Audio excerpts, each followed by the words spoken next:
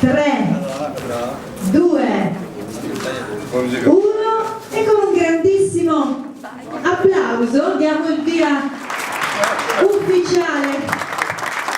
Andiamo avanti domenica appunto con le degustazioni sia qui che al centro di appassimento e martedì invece c'è la marcia del Torchiato di Fregona. Sono attese appunto circa 2500 persone, è una marcia ormai alla 14ª edizione che è diventata un appuntamento fisso per il nostro territorio. Abbiamo poi un motogiro, il motogiro del Torchiato, questo è al 30 di aprile e poi il 1° di maggio invece ci sarà il torneo, un memorial al campo sportivo di calcio. Altre iniziative sono molto importanti, quelle che proprio presentano il territorio e naturalmente si concludono con una degustazione guidata. Sono organizzate dall'Associazione Tesori Svelati, andranno prima a visitare così il campanile, la chiesa di Fregona e anche la chiesa parrocchiale di Osigo.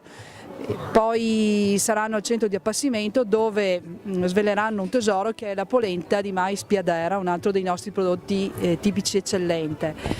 Abbiamo altre 2 passeggiate nel territorio, sempre con l'associazione Prealpi Cansiglio Hiking e anche Easy Bike, quindi con la bici elettrica, si propone con una gita giornaliera nel terroir del Torchiato. Questa partirà alla villa il 1° di maggio e quindi sono anche qua attese, insomma, speriamo diverse persone.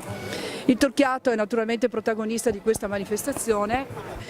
Siamo ormai alla 43ª edizione, abbiamo qui 4 prodotti diversi, uno è quello unificato della cantina produttori e poi ci sono altri 3 diciamo, prodotti di annate diverse, ma anche i vini della Colli di Conegliano non sono da, diciamo così, da scordare, perché sia il rosso che il bianco che il Refrontolo Passito sono dei vini assolutamente eccezionali che vale la pena di assaggiare.